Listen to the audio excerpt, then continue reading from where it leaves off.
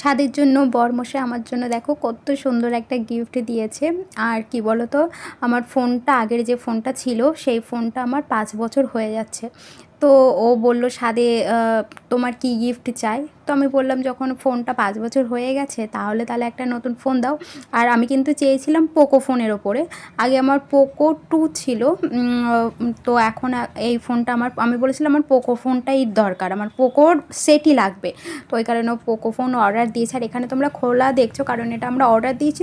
তো ওখানে ওদের সামনে ডেলিভারি বয় খুলে দেখিয়ে দিয়েছে, তো ওই কারণে।